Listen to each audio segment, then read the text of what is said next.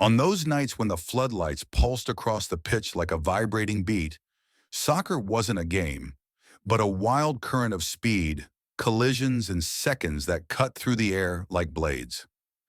Every sprint, every tackle, every breath seemed just a blink away from absolute catastrophe. And sometimes that one blink was all it took to shatter a career like glass in a storm. These are the 7 players whose lives on the field were irrevocably altered by a single moment. And now their story begins. Top which one I need one. David Buist. David Buist wasn't a headline star, but a rock in Coventry City's defense. One of those uncompromising defenders who guarded the penalty area like personal territory. His tackles came with the precision of a surgeon, his blocks with the force of a battering ram, and week after week he endured the stadium's fire, which burned more mercilessly in the Premier League era back then than it does today. Yet even amidst that pulse, no one would have guessed that his career wouldn't end due to a goal conceded or a loss final, but due to a single collision that hit harder than any statistic could ever describe. It happened at Old Trafford, a place where history was often celebrated. But on that day it became unsettlingly silent.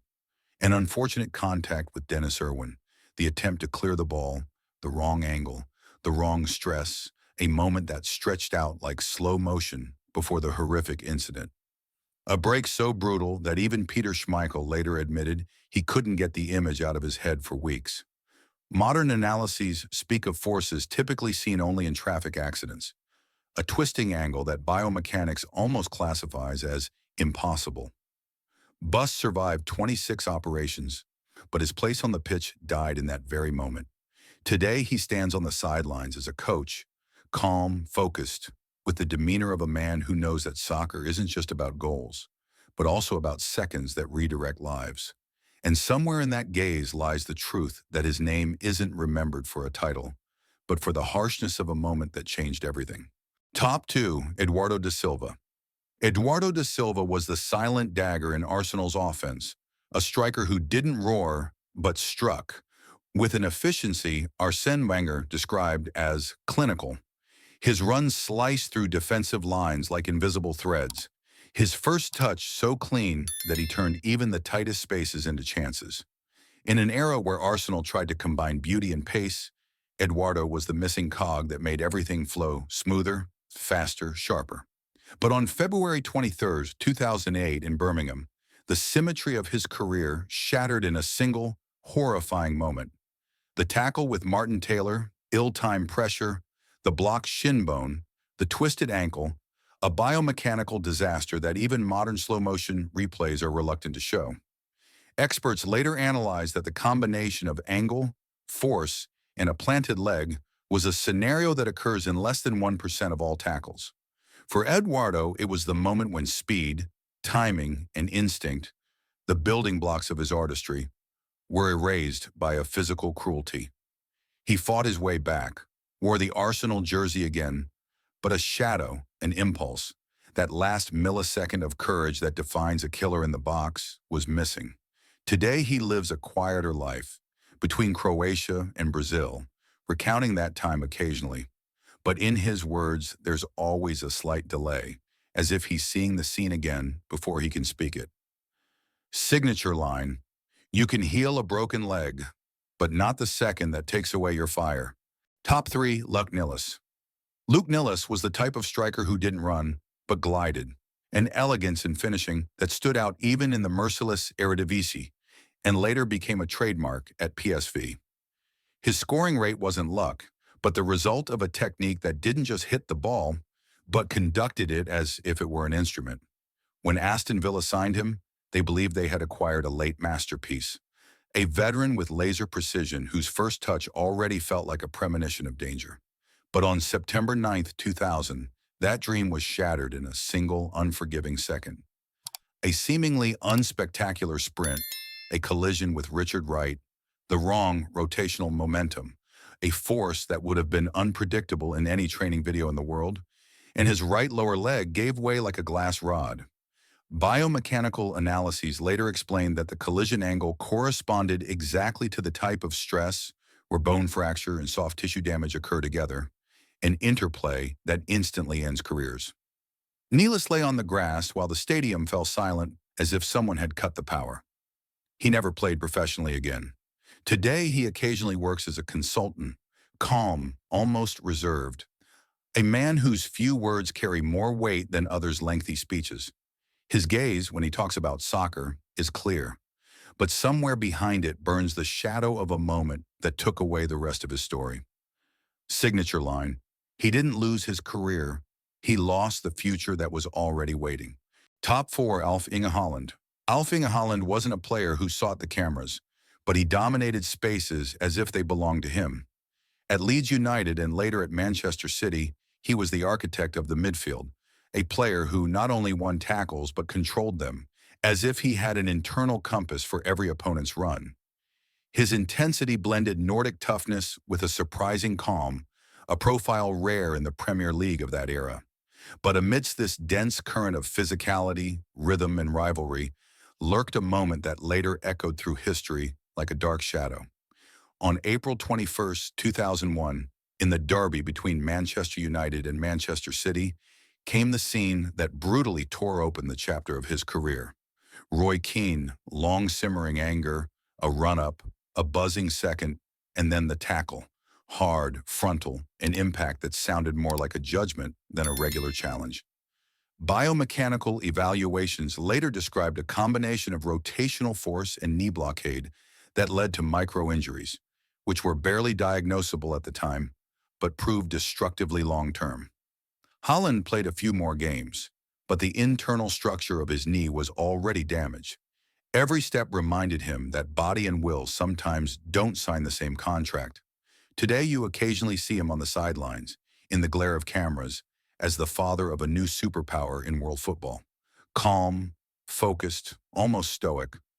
A man who knows that his own career didn't end due to talent or time, but due to a single decision by an opponent.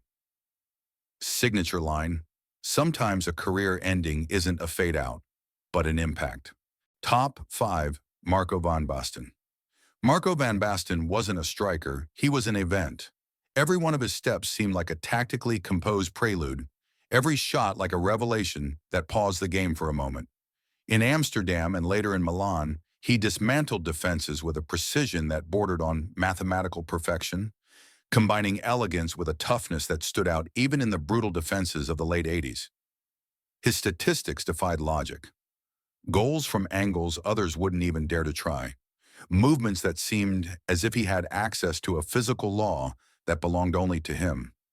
But behind this ethereal lightness lurked an enemy not wearing an opponent's jersey, a single, ill-placed contact, a tackle not even considered particularly hard at the time, a twisting of the ankle that pushed joint mechanics beyond their limit, and internally something began to tear.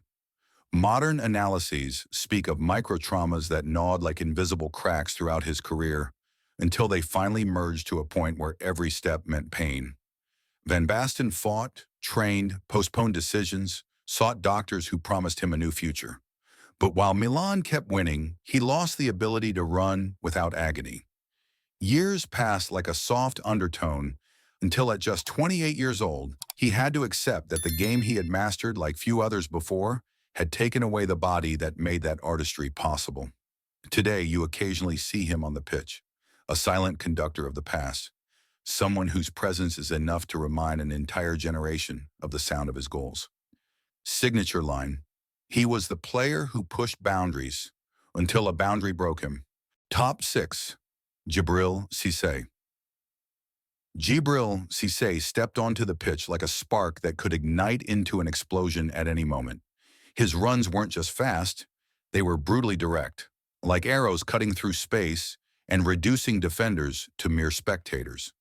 At Liverpool, he promised a future where every pass in his direction felt like a countdown, inevitably ending in a finish.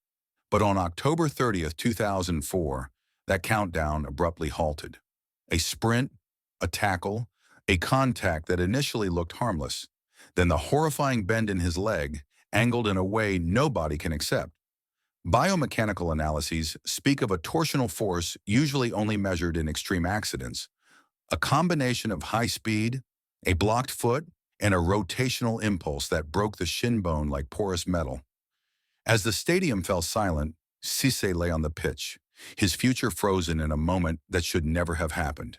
He came back, fought, scored goals, wore the French national team jersey again, but you could see it in his movements.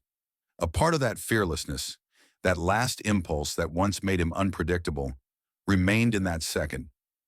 Today, Cisse lives a life between fashion, music, and occasional appearances in the football world.